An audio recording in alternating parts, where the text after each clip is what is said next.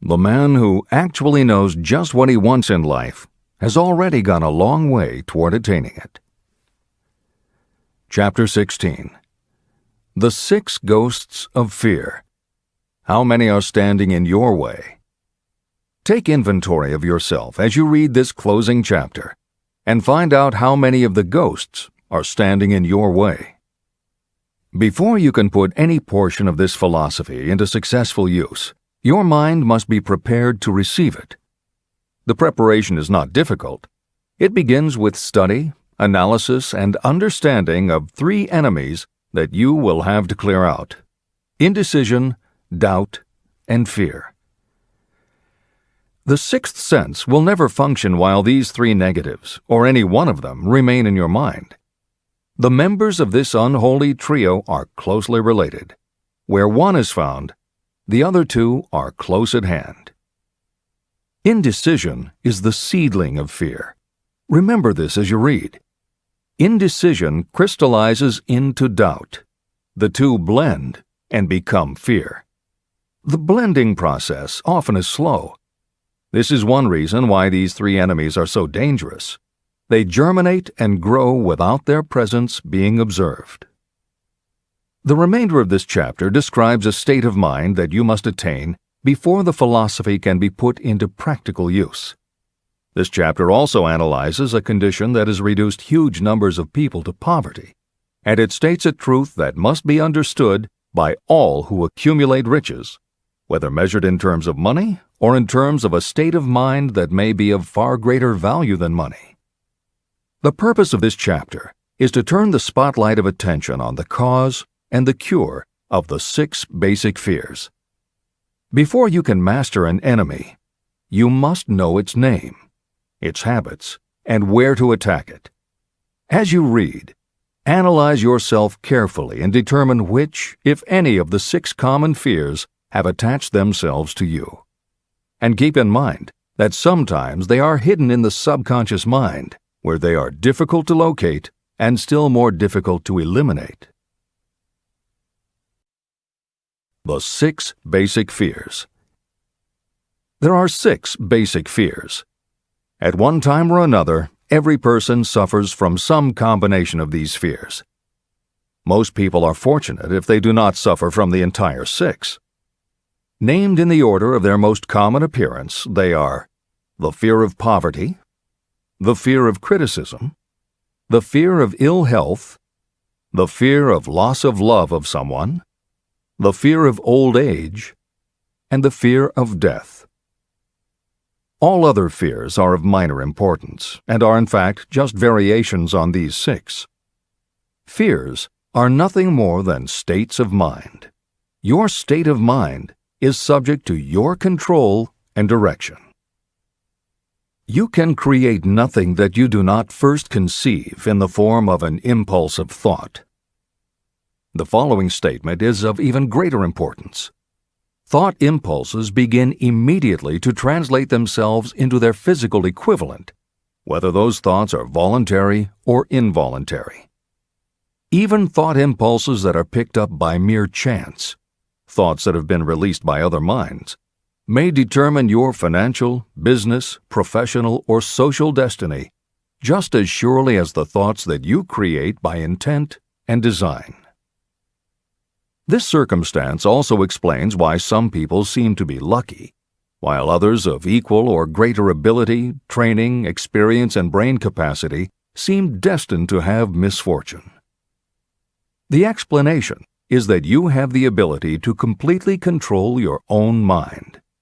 With this control, you may open your mind to the thought impulses that are being released by other brains, or you can close the doors tightly and admit only thought impulses of your own choice.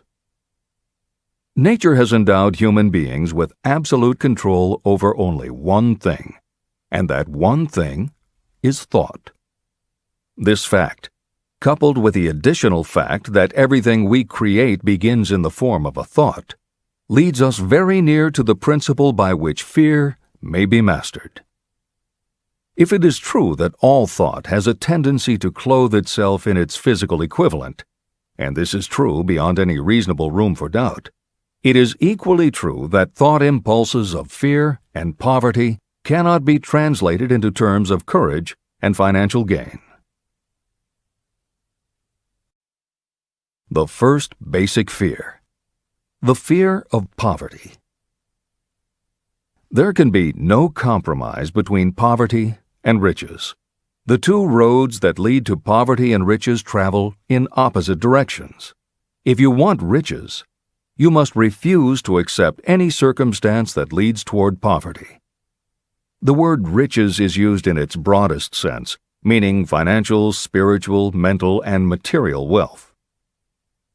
The starting point of the path that leads to riches is desire. In Chapter 3, you received full instructions for the proper use of desire. In this chapter on fear, you have complete instructions for preparing your mind to make practical use of desire. Here is the place to give yourself a challenge, which will definitely determine how much of this philosophy you have absorbed. Here is the point at which you can tell what the future holds in store for you. If, after reading this chapter, you are willing to accept poverty, you may as well make up your mind to receive poverty. This is one decision you cannot avoid. But if you demand riches, determine what form and how much will be required to satisfy you. You know the road that leads to riches. You have been given a roadmap. If you follow it, it will keep you on that road. If you neglect to make the start, or stop before you arrive, no one will be to blame but you. This responsibility is yours. No excuse will save you from accepting the responsibility if you now fail or refuse to demand riches of life. All you need is one thing. Incidentally, the only thing you can control, and that is a state of mind. A state of mind is something that is up to you. It cannot be purchased.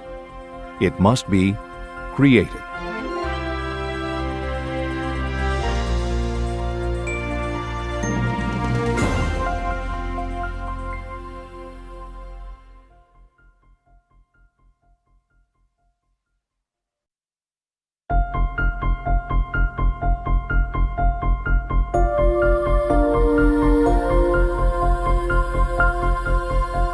The most destructive fear. Fear of poverty is a state of mind, nothing else. But it is sufficient to destroy your chances of achievement in any undertaking. This fear paralyzes your ability to use reason, destroys the imagination, kills off self-reliance, undermines enthusiasm, discourages initiative, leads to uncertainty of purpose, encourages procrastination, wipes out enthusiasm, and makes self-control an impossibility. It takes the charm from your personality, destroys the possibility of accurate thinking, diverts concentration of effort. It defeats persistence, turns willpower into nothingness, destroys ambition, clouds the memory, and invites failure in every conceivable form. It kills love and assassinates the finer emotions of the heart, discourages friendship and invites disaster in 100 forms, leads to sleeplessness, misery, and unhappiness. And all this despite the obvious truth that you live in a world of overabundance of everything your heart could desire, with nothing standing between you and your desires except lack of a definite purpose. The fear of poverty is, without doubt, the most destructive of the 6 basic fears. It has been placed at the head of the list because it is the most difficult to master. The fear of poverty grew out of our inherited tendency to prey upon our fellow human beings economically. Nearly all animals lower than us are motivated by instinct, but their capacity to think is limited, and therefore they prey upon one another physically. We, with our superior sense of intuition, with the capacity to think and to reason, do not eat others bodily. Human beings get more satisfaction out of eating others financially. Humans are so avaricious that every conceivable law has been passed to safeguard us from one another. Nothing brings so much suffering and humility as poverty. Only those who have experienced poverty understand the full meaning of this. It is no wonder that we fear poverty. Through a long line of inherited experiences, we have learned for sure that some people cannot be trusted where matters of money and earthly possessions are concerned. So eager are we to possess wealth that we will acquire it in whatever manner we can, through legal methods if possible, through other methods if necessary or expedient. Self-analysis may disclose weaknesses that you do not like to acknowledge, but this form of examination is essential if you are going to demand of life more than mediocrity and poverty. Remember, as you check yourself point by point, that you are both the court and the jury, the prosecuting attorney and the attorney for the defense, and that you are both the plaintiff and the defendant. You are on trial. Face the facts squarely. Ask yourself definite questions and demand direct replies. When the examination is over, you will know more about yourself. If you do not feel that you can be an impartial judge, call upon someone who knows you well to serve as judge while you cross-examine yourself. You are after the truth. Get it, no matter at what the cost, even though it may temporarily embarrass you. The majority of people, if asked what they fear most, would reply, "I fear nothing." The reply would be inaccurate, because few people realize that they are bound, handicapped, whipped spiritually and physically through some form of fear. So subtle and deeply seated is the emotion of fear that you may go through life and never recognize its presence. Only a courageous analysis will disclose the presence of this universal enemy. When you begin such an analysis, search deeply into your character. The following is a list of the symptoms to look for. Symptoms of the fear of poverty. 1. Indifference. Commonly expressed through lack of ambition, willingness to tolerate poverty, and the acceptance of whatever compensation life may offer without protest. Also mental and physical laziness and lack of initiative, imagination, enthusiasm, and self-control. 2. Indecision. The habit of permitting others to do your thinking, sitting on the fence. 3. Doubt. Generally expressed through alibis and excuses designed to cover up, explain away, or apologize for your failures, sometimes expressed in the form of envy of those who are successful, or by criticizing them. 4. Worry. Usually expressed by finding fault with others, a tendency to spend beyond your income, neglect of personal appearance, scowling and frowning, nervousness, lack of poise, self-consciousness, and often the use of alcohol or drugs. 5. Overcaution. The habit of looking for the negative side of every circumstance, thinking and talking about possible failure instead of concentrating on succeeding, knowing all the roads to disaster, but never searching for the plans to avoid failure, waiting for the right time to begin until the waiting becomes a permanent habit, remembering those who have failed and forgetting those who have succeeded, seeing the hole in the donut, but overlooking the donut around the hole. 6. Procrastination. The habit of putting off until tomorrow that which should have been done last year, spending more time in creating excuses than it would take to do the job. This symptom is closely related to overcaution, doubt, and worry. Refusal to accept responsibility. Willingness to compromise rather than put up a fight. Compromising with difficulties instead of harnessing and using them as stepping stones to advancement. Bargaining with life for a penny instead of demanding prosperity, opulence, riches, contentment, and happiness. Planning what to do if you fail instead of burning all bridges and making retreat impossible. Weakness of and often total lack of self-confidence, definiteness of purpose, self-control, initiative, enthusiasm, ambition, thrift, and sound reasoning ability. Expecting poverty instead of demanding riches. Associating with those who accept poverty instead of seeking the company of those who demand and receive riches. Money talks. Some will ask, why did you write a book about money? Why measure riches in dollars alone? Some will believe, and rightly so, that there are other forms of riches more desirable than money. Yes, there are riches that cannot be measured in terms of dollars. But there are also millions of people who say, "Give me all the money I need, and I will find everything else I want." The major reason why I wrote this book on how to get money is that millions of men and women are paralyzed with the fear of poverty. What this sort of fear does to one was well described by Westbrook Pegler. Editor's comments. James Westbrook Pegler was a controversial newspaper columnist for the Chicago Daily News and the Washington Post. Although his career lasted into the 1960s, he was most widely read and quoted during the 1930s and 1940s. During that period, he went from being a public supporter of Franklin Roosevelt and the New Deal policies to the opposite end of the political spectrum, championing conservative points of view. Pegler was also the author of 3 books based on his columns, and in 1940 won the Pulitzer Prize for his expose of union racketeering. This is the end of the editor's comments. We continue with the article by Westbrook Pegler. Money is only clamshells or metal discs or scraps of paper, and there are treasures of the heart and soul which money cannot buy.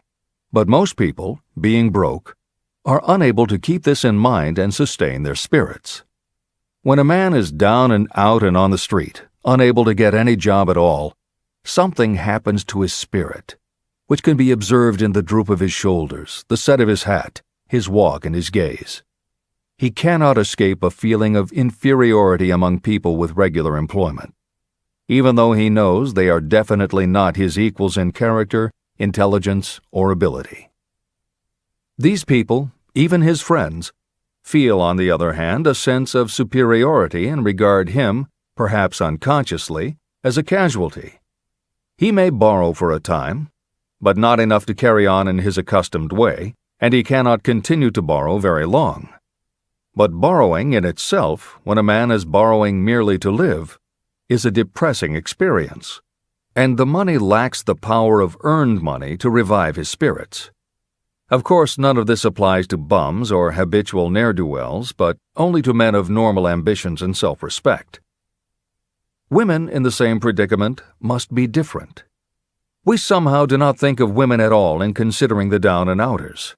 They are scarce in the breadlines, they rarely are seen begging on the streets, and they are not recognizable in crowds by the same plain signs which identify busted men. Of course, I do not mean the shuffling hags of the city streets, who are the opposite number of the confirmed male bums. I mean reasonably young, decent, and intelligent women. There must be many of them, but their despair is not apparent. When a man is down and out, he has time on his hands for brooding. He may travel miles to see a man about a job and discover that the job is filled, or that it is one of those jobs with no base pay, but only a commission on the sale of some useless knick-knack which nobody would buy except out of pity. Turning that down, he finds himself back on the street with nowhere to go, but just anywhere. So he walks and walks. He gazes into store windows at luxuries which are not for him, and feels inferior and gives way to people who stop to look with an active interest. He wanders into the railroad station, or puts himself down in the library to ease his legs and soak up a little heat, but that isn't looking for a job, so he gets going again. He may not know it, but his aimlessness would give him away even if the very lines of his figure did not. He may be well dressed in the clothes left over from the days when he had a steady job, but the clothes cannot disguise the droop. He sees thousands of other people, bookkeepers or clerks or chemists or wagon hands, busy at their work, and envies them from the bottom of his soul. They have their independence, their self-respect and manhood, and he simply cannot convince himself that he is a good man too, though he argue it out and arrive at a favorable verdict hour after hour. It is just money which makes this difference in him. With a little money, he would be himself again. This is the end of the article by Westbrook Pegler. The second basic fear, the fear of criticism. Just how we originally came by this fear, no one can say definitely, but one thing is certain: we have it in a highly developed form.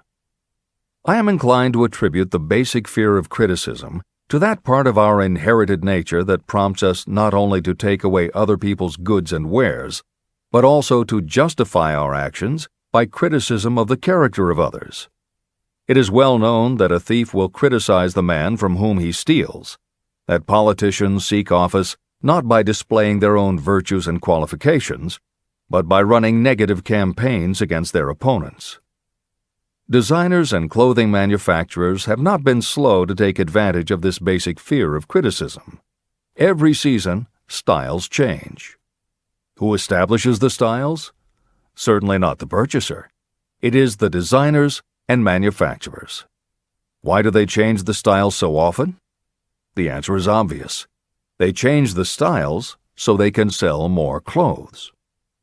The fear of criticism robs people of their initiative, destroys their power of imagination, limits their individuality, takes away their self-reliance, and does them damage in 100 other ways. Parents often do their children irreparable injury by criticizing them. The mother of one of my friends used to punish him with a switch almost daily, always completing the job with the statement, "You'll land in the penitentiary before you are 20. He was sent to a reformatory at the age of 17. Editor's comments. Modern psychotherapy is well aware of the circumstance that Hill describes in the preceding paragraph. In the chapters on autosuggestion and hypnosis, reference was made to childhood traumas that result in phobias, compulsive behaviors, fixations, or complexes. However, there are instances in which the implanting of a suggestion is much more subtle. Hypnotherapists have found that common phrases such as, "Don't you ever say no to me again," "I'm afraid she'll never get over it," or "You're just like your father," can hamper a person's abilities later in life if such phrases were said often enough, or at a time when a child was particularly vulnerable. This is the end of the editor's comments. Criticism is the one form of service of which everyone has too much. Everyone has a stock of it, which is handed out gratis whether called for or not. Your nearest relatives are often the worst offenders. It should be recognized as a crime. In reality, it is a crime of the worst nature for any parent to build inferiority complexes in the mind of a child through unnecessary criticism.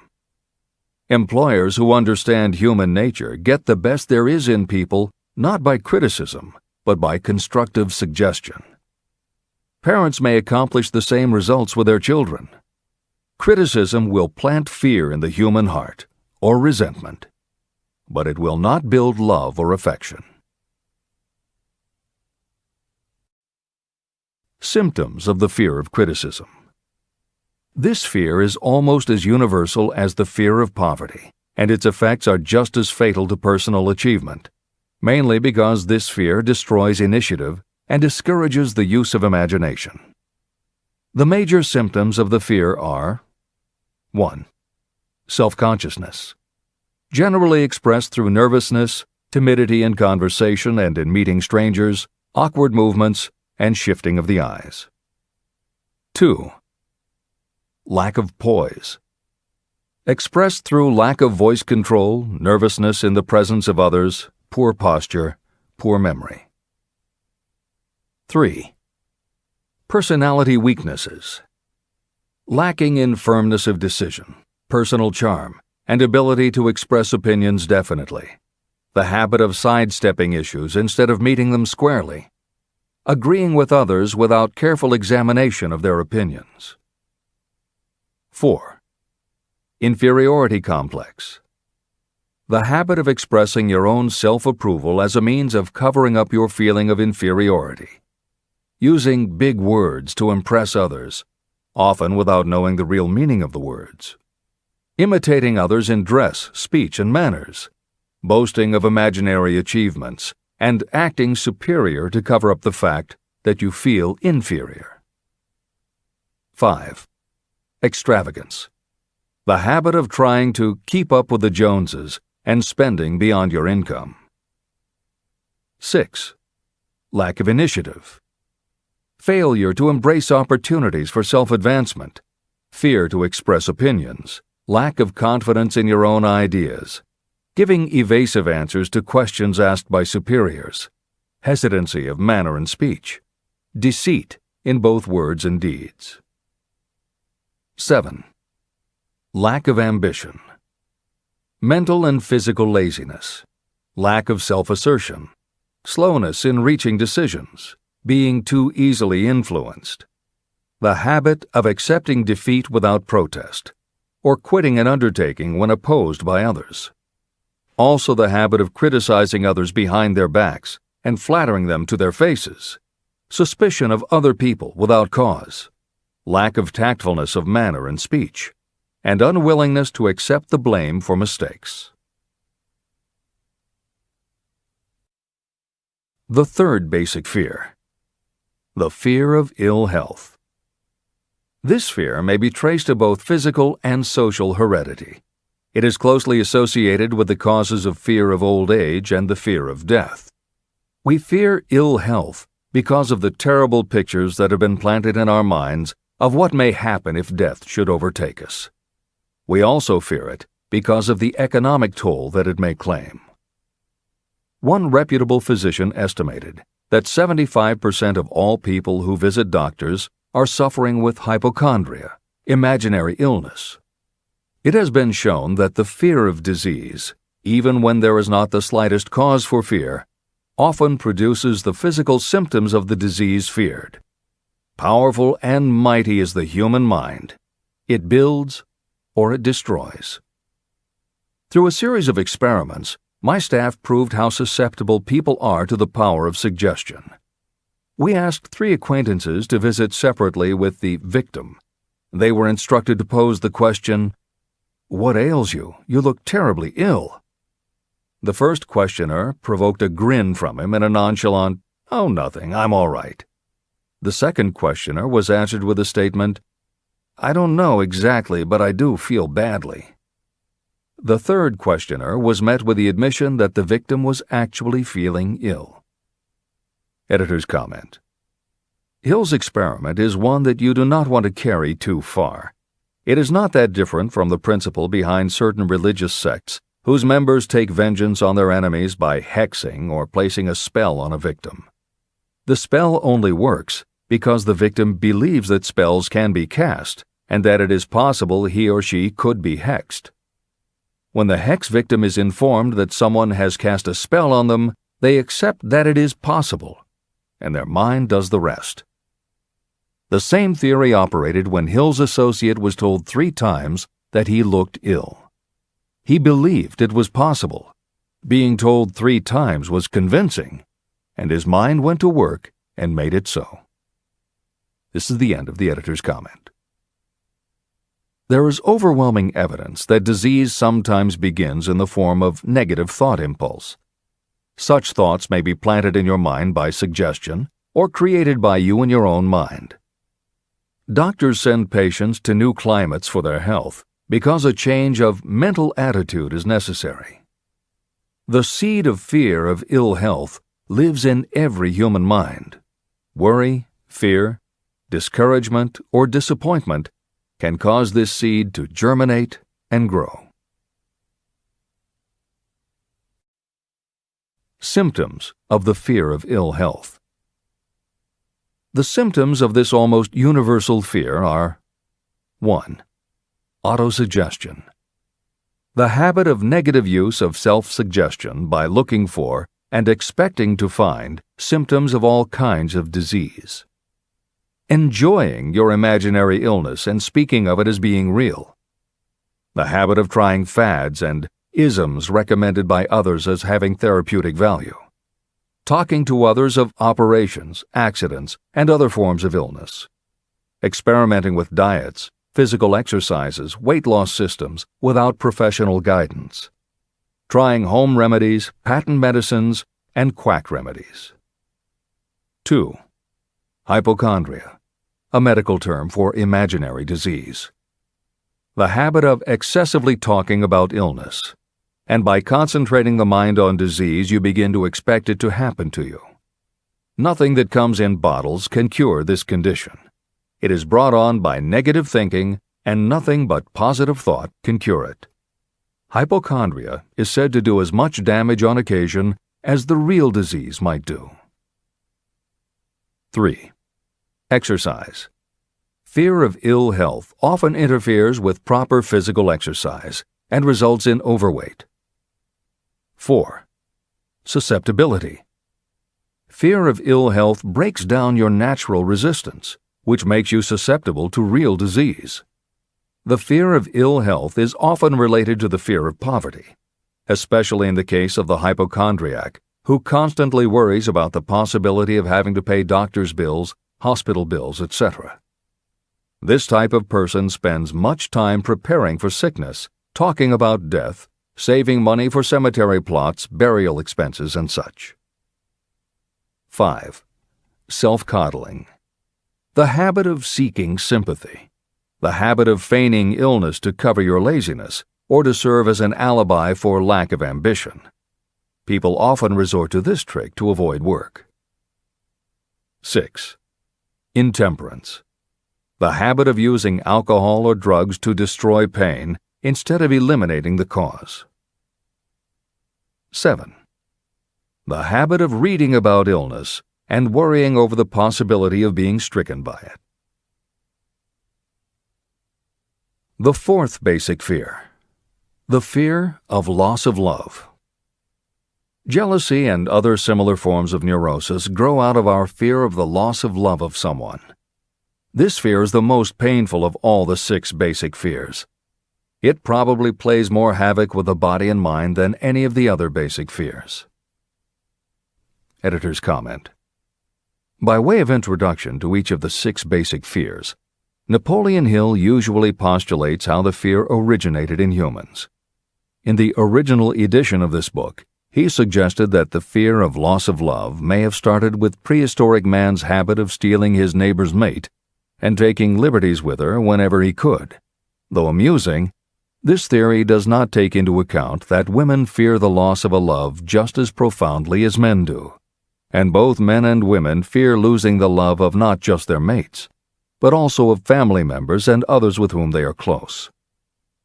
How the emotion of love originated may remain a mystery, but there is no mystery about how we feel when we lose it. This is the end of the editor's comment.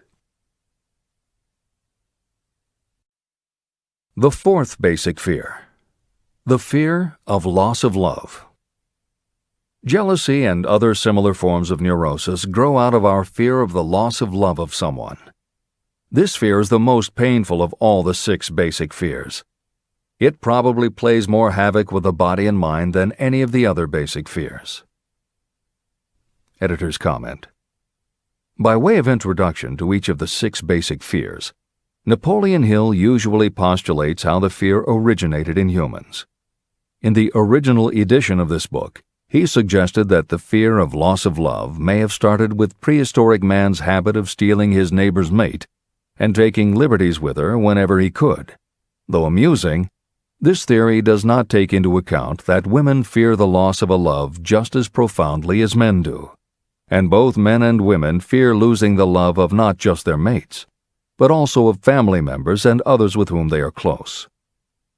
How the emotion of love originated may remain a mystery, but there is no mystery about how we feel when we lose it. This is the end of the editor's comment. Symptoms of the fear of loss of love. The distinguishing symptoms of this fear are 1. Jealousy. the habit of being suspicious of friends and loved ones, the habit of accusing wife or husband of infidelity without grounds, general suspicion of everyone and absolute faith in no one. 2.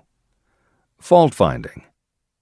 The habit of finding fault with friends, relatives, business associates, and loved ones upon the slightest provocation, or without any cause whatsoever. 3. Gambling. The habit of gambling, stealing, cheating, and otherwise taking hazardous chances to provide money for loved ones in the belief that love can be bought. The habit of spending beyond your means, or incurring debts to provide gifts for loved ones in order to make a good impression. Also insomnia, nervousness, lack of persistence, weakness of will, lack of self-control, lack of self-reliance, bad temper. The 5th basic fear. The fear of old age. In the main, this fear grows out of 2 sources. First, the thought that old age may bring with it poverty. Second is the concern that many have for what may await them in the world beyond. The most common cause of fear of old age is associated with the possibility of poverty. Poorhouse is not a pretty word. It throws a chill into the mind of every person who faces the possibility of having to spend declining years having to live on some form of charity. The possibility of ill health, which is more common as people grow older, is also a contributing cause of this common fear of old age, as is concern about diminishing sexuality.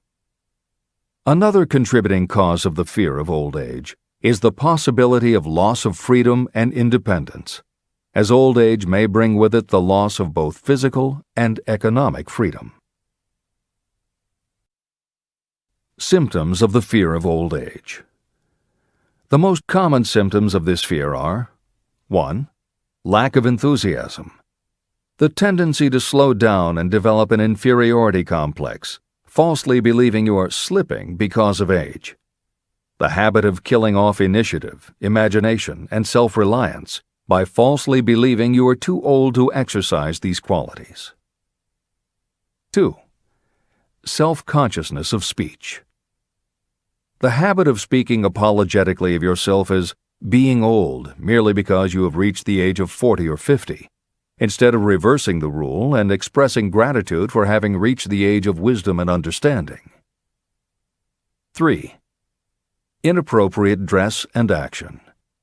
Trying to appear much younger than your age by going overboard in your attempt to keep up with the style and mannerisms of youth. The 6th basic fear. The fear of death.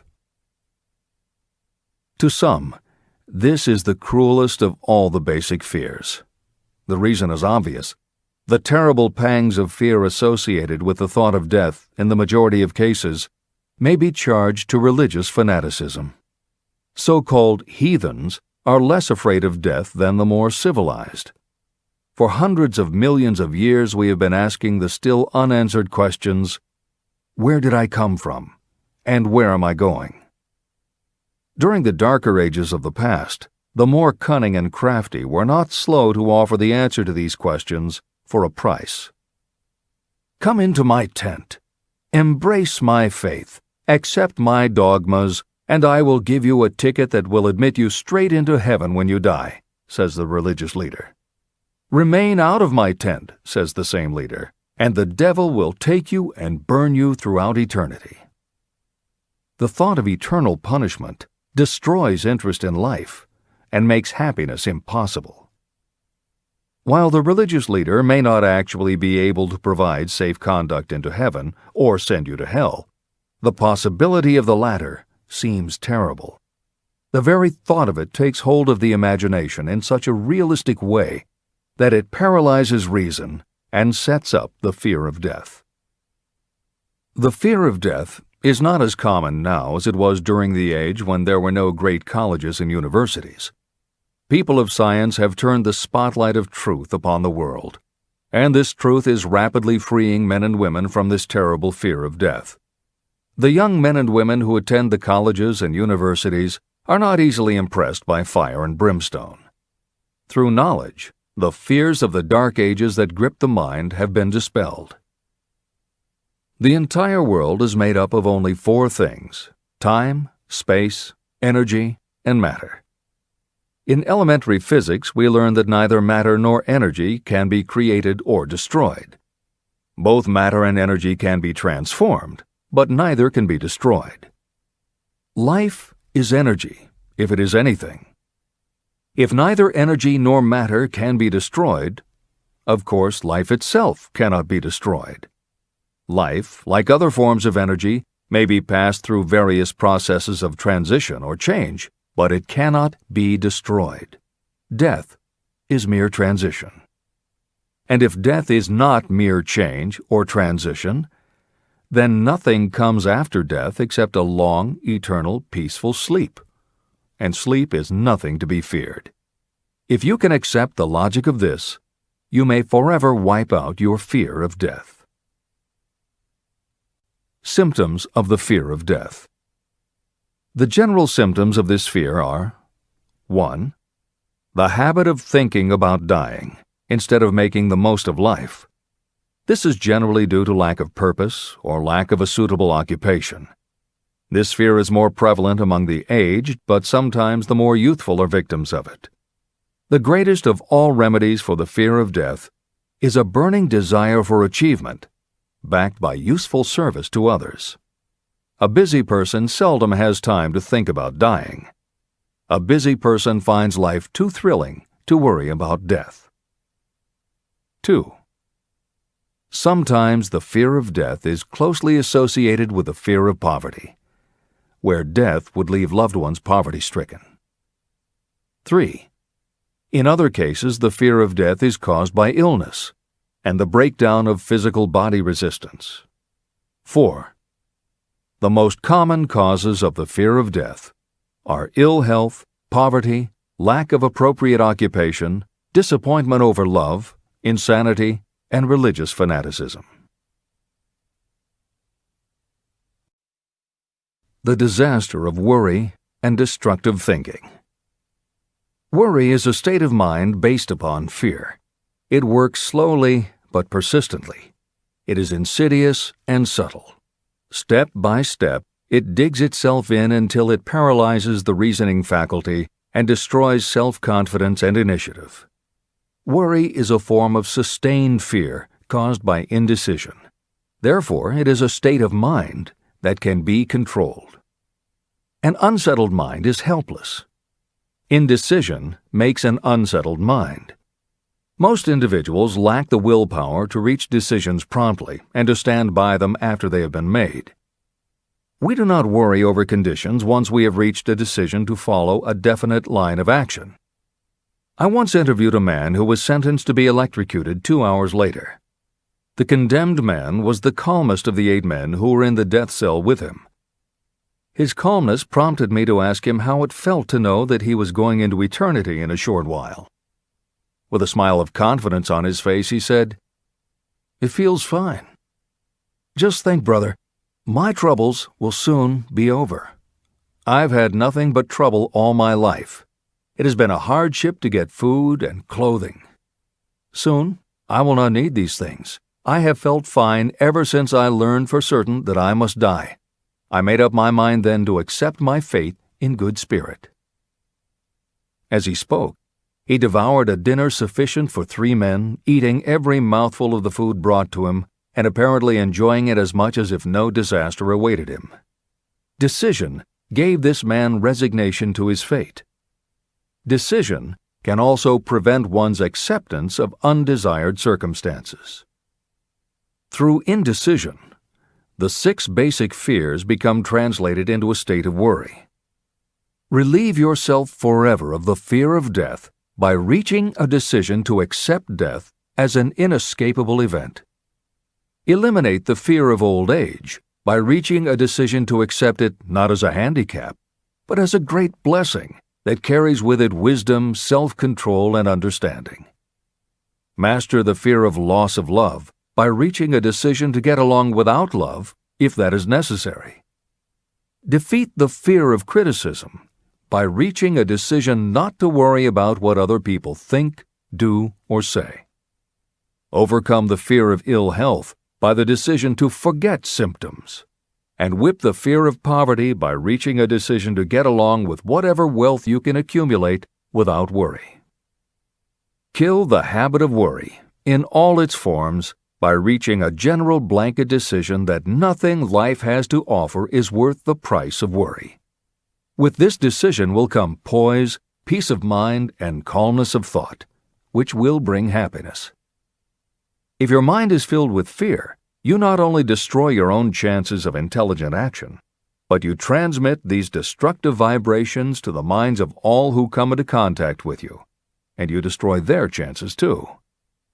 Even a dog or a horse knows when its master lacks courage. It will pick up the vibrations of fear given off by its master and behave accordingly.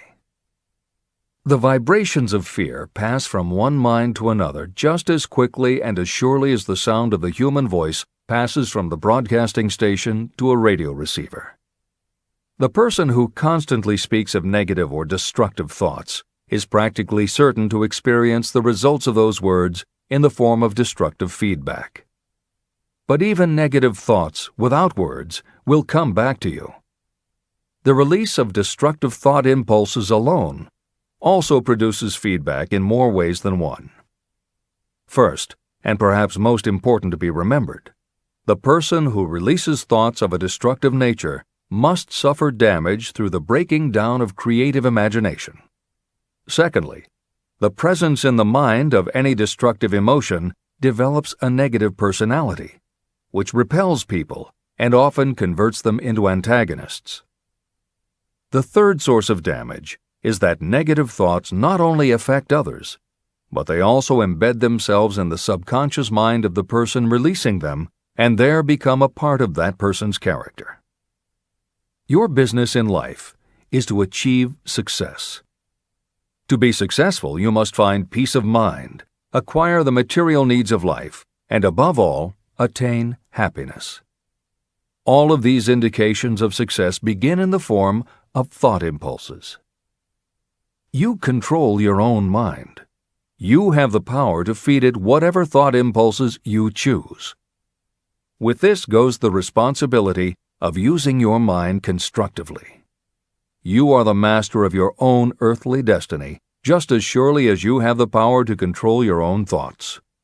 You may influence, direct, and eventually control your own environment, making your life what you want it to be. Or you may neglect to make your life what you want, and you will be adrift on the seas of circumstance, where you will be tossed like a wood chip on the waves of the ocean. The Devil's Workshop. In addition to the 6 basic fears, there is another evil by which people suffer. It constitutes a rich soil in which the seeds of failure grow abundantly. It is so subtle that its presence often is not detected. It is more deeply rooted and more often fatal than all of the 6 fears. For want of a better name, let us call this evil susceptibility to negative influences. Those who accumulate great riches always protect themselves against negative influences. The poverty-stricken never do. Those who succeed in any calling must prepare their minds to resist such influences. If you are reading this book to learn how to grow rich, you should examine yourself very carefully to determine whether you are susceptible to negative influences. If you neglect this self-analysis, you will give up your right to attain the object of your desires. Make your analysis searching. As you read the following questions, be tough on yourself. Go at the task as carefully as you would if you were searching for any other enemy you knew was waiting to ambush you. You must deal with your own faults as you would with a real and serious enemy. You can easily protect yourself against real enemies because there are laws, police, and courts to deal with them. But this 7th basic evil is more difficult to master because it strikes when you are not aware of its presence, when you are asleep and while you are awake.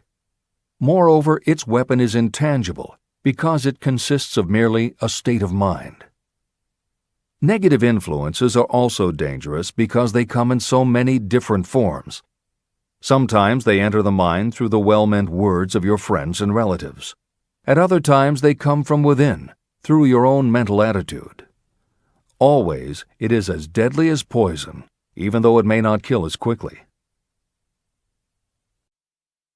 How to protect yourself against negative influences. To protect yourself against negative influences, whether of your own making or the result of negative people around you, recognize that your willpower is your defense. You must put it into constant use until it builds a wall of immunity against negative influences in your own mind. Recognize that you and every other human being are, by nature, lazy, indifferent, and susceptible to all suggestions that reinforce your weaknesses. Recognize that you are, by nature, susceptible to all of the 6 basic fears, and you must set up habits to counteract all these fears. Recognize that negative influences often work on you through your subconscious mind and are therefore difficult to detect. Keep your mind closed against all people who depress or discourage you in any way. Clean out your medicine chest and stop pandering to colds, aches, pains, and imaginary illness. Deliberately seek the company of people who influence you to think and act for yourself. Do not expect troubles, as they have a tendency not to disappoint. Without doubt, the most common weakness of all human beings is the habit of leaving their minds open to the negative influences of other people. This weakness is all the more damaging because most people do not even know they do it. The following list of questions is designed to help you see yourself as you really are. You should read through the list now. Then set aside a day when you can give adequate time to go through the list again and thoroughly answer each question. When you do this, I advise that you read the questions and state your answers aloud so you can hear your own voice. This will make it easier for you to be truthful with yourself. Self-analysis questions. Do you complain often of feeling bad, and if so, what is the cause? Do you find fault with other people at the slightest provocation? Do you frequently make mistakes in your work, and if so, why? Are you sarcastic and offensive in your conversation?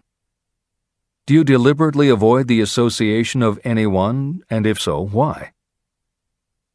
Do you suffer frequently with indigestion? If so, what is the cause? Does life seem futile and the future hopeless to you?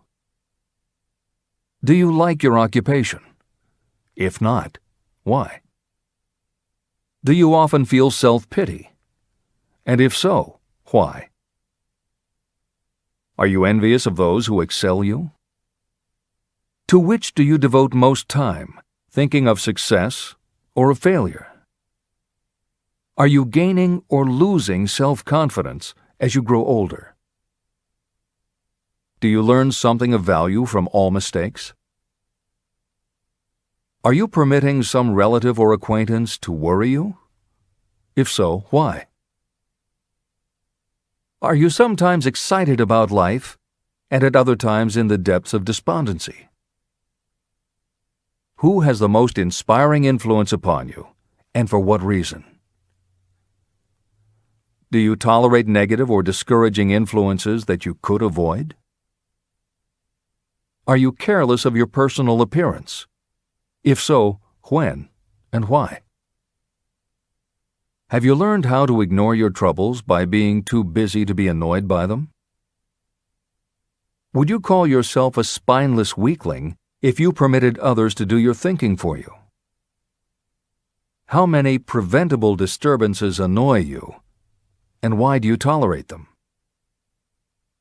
Do you resort to alcohol, drugs, cigarettes, or other compulsions to quiet your nerves? If so, why do you not try willpower instead? Does anyone nag you, and if so, for what reason? Do you have a definite major purpose? And if so, what is it, and what plan do you have for achieving it? Do you suffer from any of the 6 basic fears? If so, which ones? Have you developed a method to shield yourself against the negative influence of others? Do you use autosuggestion to make your mind positive? Which do you value most, your material possessions or your privilege of controlling your own thoughts? Are you easily influenced by others against your own judgment? Has today added anything of value to your stock of knowledge or state of mind? Do you face squarely the circumstances that make you unhappy, or do you sidestep the responsibility? Do you analyze all mistakes and failures and try to profit by them, or do you take the attitude that this is not your duty? Can you name 3 of your most damaging weaknesses? What are you doing to correct them? Do you encourage other people to bring their worries to you for sympathy? Do you choose, from your daily experiences, lessons or influences that aid in your personal advancement? Does your presence have a negative influence on other people as a rule? What habits of other people annoy you most? Do you form your own opinions, or do you permit yourself to be influenced by other people? Have you learned how to create a mental state of mind with which you can shield yourself against all discouraging influences? Does your occupation inspire you with faith and hope? Are you conscious of possessing spiritual forces of sufficient power to enable you to keep your mind free from all forms of fear? Does your religion help to keep your mind positive? Do you feel it your duty to share other people's worries? If so, why? If you believe that birds of a feather flock together, what have you learned about yourself by studying the friends whom you attract? What connection, if any, do you see between the people with whom you associate most closely and any unhappiness you may experience? Could it be possible that some person whom you consider to be a friend is, in reality, your worst enemy because of his or her negative influence on your mind? By what rules do you judge who is helpful and who is damaging to you? Are your intimate associates mentally superior or inferior to you? How much time out of every 24 hours do you devote to your occupation, sleep, play and relaxation, acquiring useful knowledge, plain wasted time? Who among your acquaintances encourages you most, cautions you most, discourages you most? What is your greatest worry? Why do you tolerate it? When others offer you free, unsolicited advice, do you accept it without question, or do you analyze their motive? What, above all else, do you most desire? Do you intend to acquire it? Are you willing to subordinate all other desires for this one? How much time daily do you devote to acquiring it? Do you change your mind often? If so, why? Do you usually finish everything you begin? Are you easily impressed by other people's business or professional titles, college degrees, or wealth? Are you easily influenced by what other people think or say about you? Do you cater to people because of their social or financial status? Whom do you believe to be the greatest person living? In what respect is this person superior to yourself?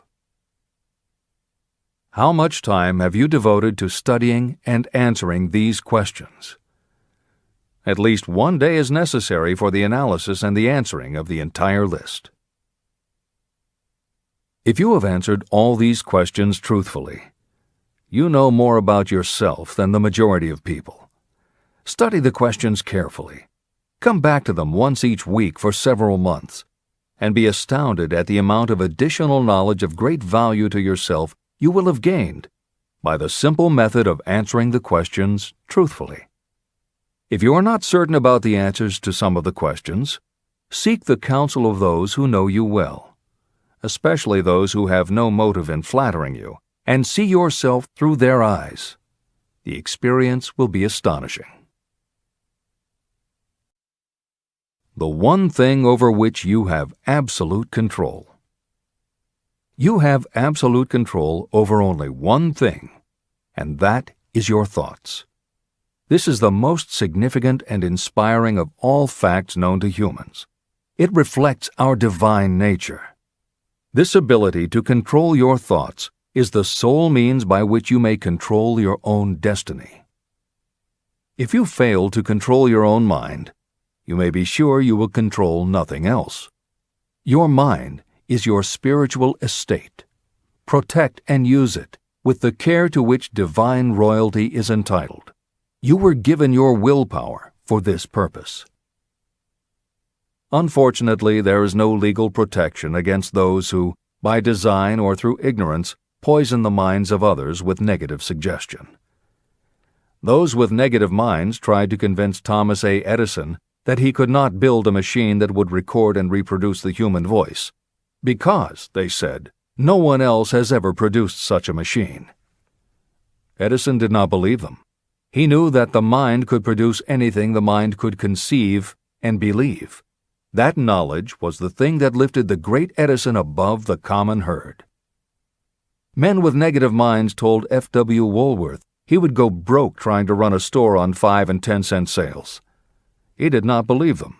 He knew that he could do anything within reason if he backed his plans with faith. Exercising his right to keep the negative suggestions of others out of his mind, he piled up a fortune of more than $100 million. Doubting Thomases scoffed scornfully when Henry Ford tried out his first crudely built automobile on the streets of Detroit. Some said the thing would never become practical. Others said no one would pay money for such a contraption. Ford said, "I'll belt the earth with dependable motor cars." And he did. For the benefit of those seeking vast riches, let it be remembered that practically the sole difference between Henry Ford and a majority of workers is this: Ford had a mind, and he controlled it. The others have minds that they do not try to control. Mind control is the result of self-discipline and habit. You either control your mind, or it controls you. There is no halfway compromise. The most practical method for controlling your mind is the habit of keeping it busy with a definite purpose, backed by a definite plan. Study the records of those who achieve noteworthy success, and you will see that they have control over their own minds, and that they exercise that control and direct it toward the attainment of definite objectives. Without this control, success is not possible. 55 Famous Alibis by Old Man If. People who do not succeed have one distinguishing trait in common. They know all the reasons for failure and have what they believe to be airtight alibis to explain away their own lack of achievement. Some of these alibis are clever, and a few of them are justifiable by the facts, but alibis cannot be used for money. The world wants to know only one thing: have you achieved success? A character analyst compiled a list of the most commonly used alibis. As you read the list, examine yourself carefully and determine how many of these alibis you use. Remember, the philosophy presented in this book makes every one of these alibis obsolete. If I didn't have a wife and family. If I had enough pull. If I had money. If I had a good education. If I could get a job. If I had good health. If I only had time. If times were better. If other people understood me. If conditions around me were only different. If I could live my life over again. If I did not fear what they would say. If I had been given a chance. If I now had a chance. If other people didn't have it in for me. If nothing happens to stop me. If only I were younger. If I only could do what I want. If I had been born rich. If I could meet the right people. If I had the talent that some people have. If I dared to assert myself. If only I had embraced past opportunities. If people didn't get on my nerves. If I didn't have to keep house and look after the children. If I could save some money. If the boss only appreciated me. If I only had somebody to help me. If my family understood me. If I lived in a big city. If I could just get started. If I were only free. If I had the personality of some people. If I were not so fat. If my real talents were known. If I could just get a break. If I could only get out of debt. If I hadn't failed. If I only knew how. If everybody wasn't against me. If I didn't have so many worries. If I could marry the right person.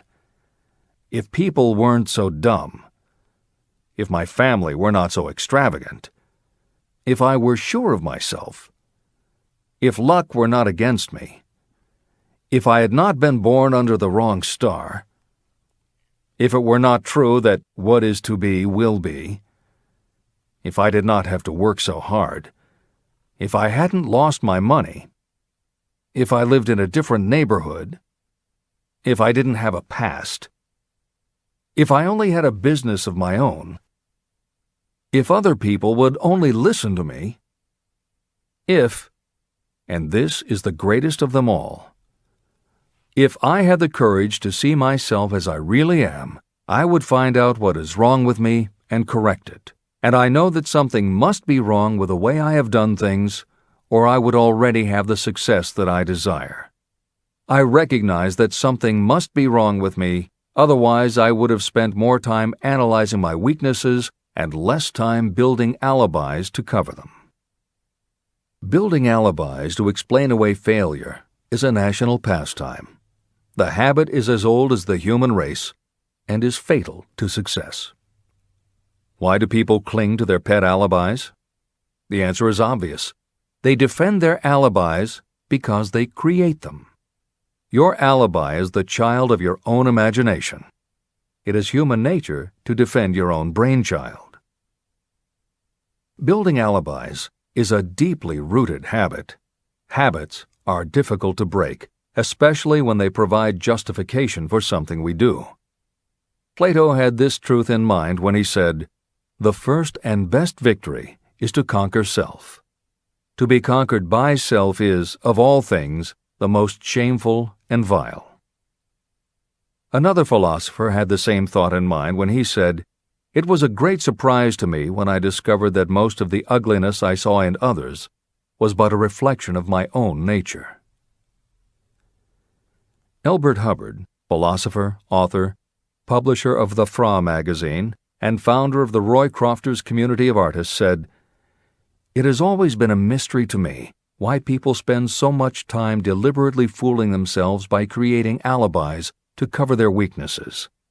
If used differently, this same time would be sufficient to cure the weakness. Then no alibis would be needed."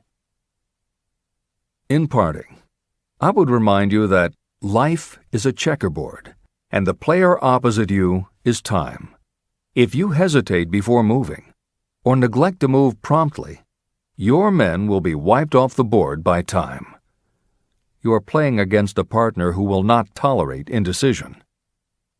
Previously, you may have had a logical excuse for not having forced life to come through with whatever you asked.